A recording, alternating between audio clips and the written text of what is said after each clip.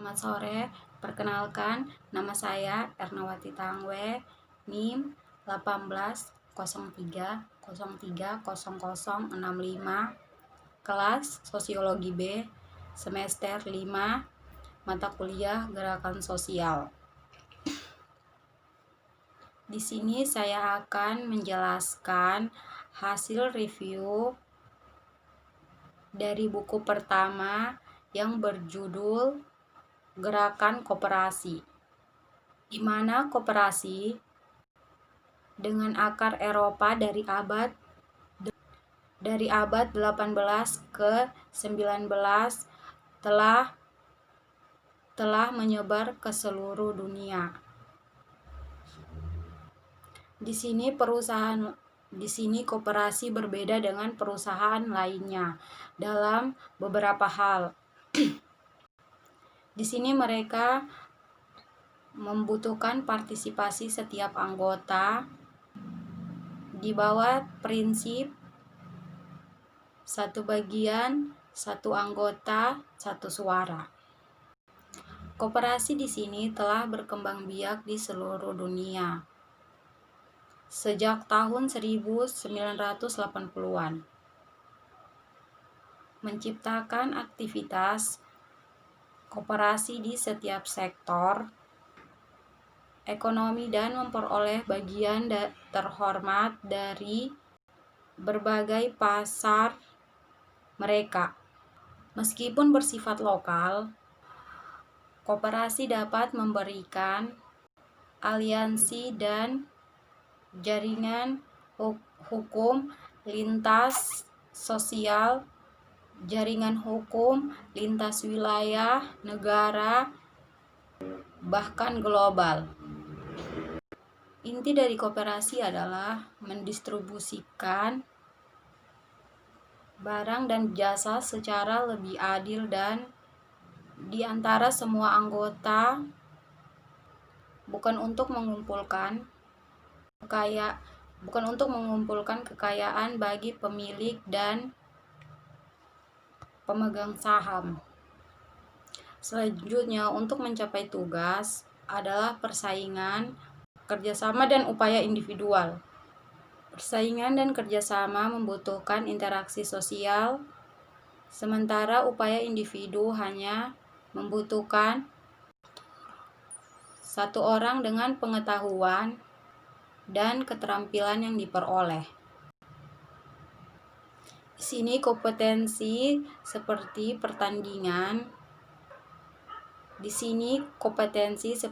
persaingan dapat diidentifikasi sebagai istilah permainan. Modal pasar bebas paling baik dikonseptualisasikan sebagai lelang terbuka di mana semua penawar hadir, memiliki informasi yang mereka butuhkan tentang produk yang dilelang dan menikmati peluang yang sama untuk menawar.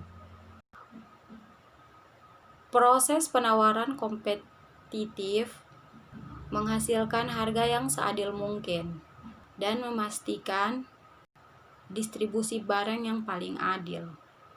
Perekonomian pasar bebas negara adalah lelang terbuka dengan jumlah pembeli dan penjualan yang cukup besar untuk memastikan likuiditas hampir setiap saat.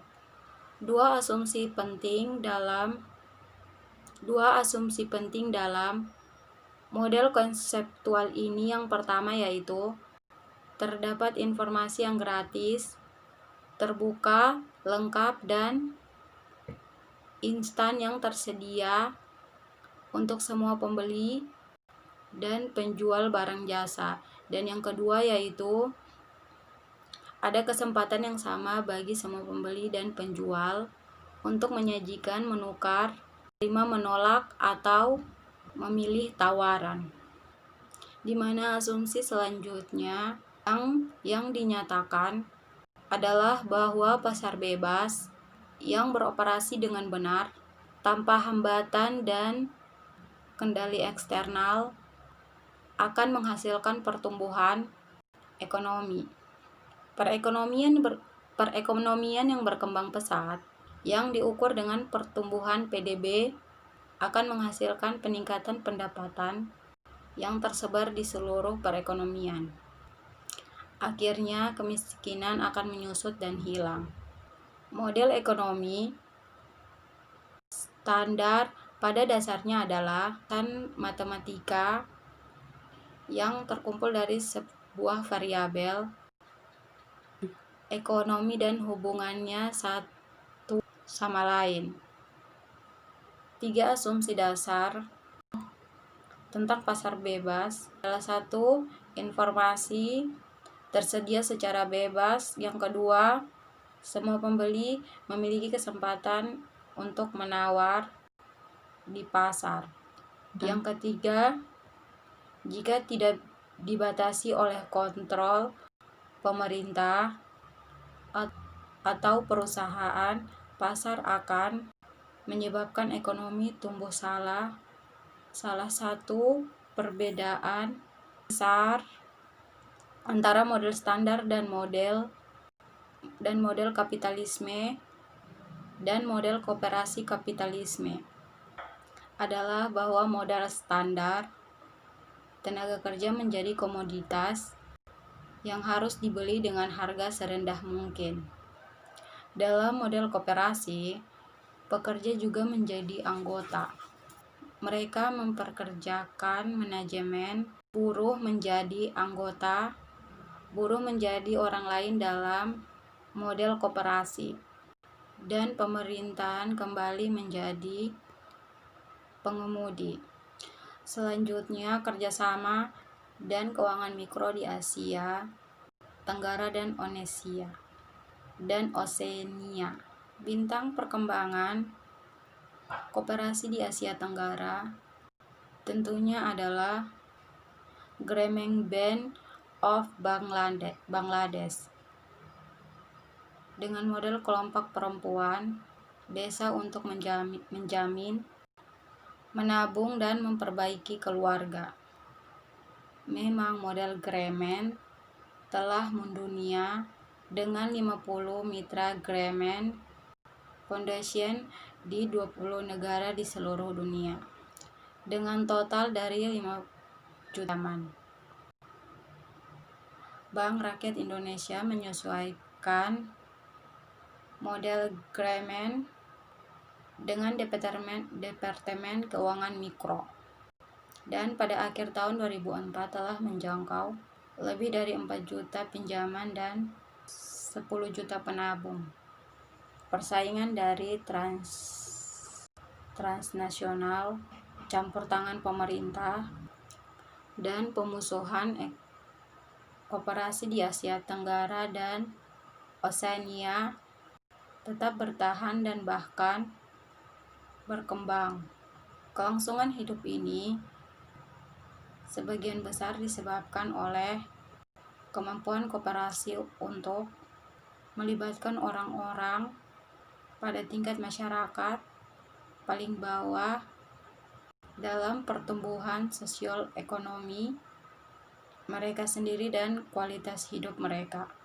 Tidak ada bencana alam, globalisasi ekonomi, rakus, atau pemerintah yang bermusuhan yang mampu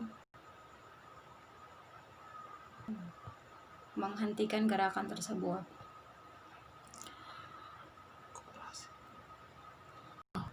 Koperasi dari Amerika Latin. Kesan dari keseluruhan dari koperasi Amerika Latin adalah bahwa gerakan ini tumbuh subur dan menjanjikan ekonomi yang lebih stabil dan kehidupan yang lebih sejahtera bagi komunitas tersebut. Tekanan untuk membatasi kegiatan koperasi dapat berasal dari beberapa sumber. Yang pertama, pemerintah membuat undang-undang dan perjanjian seperti NAFTA yang membatasi kemampuan. Yang kedua, pasar modal yang menimbulkan hambatan Untuk penerapan yang paling efektif dari kerjasama, dan yang ketiga, lembaga pendidikan gagal dalam memberi pelatihan yang dibutuhkan untuk kompetensi dalam ekonomi abad ke-21. Yang keempat, praktek neokolonial yang sombong dari perusahaan tradisional. Tekanan-tekanan ini sedang diatasi dengan banyak cara yang efektif oleh orang-orang yang berpikiran kooperatif, baik di negara yang disebut berkembang dan negara maju.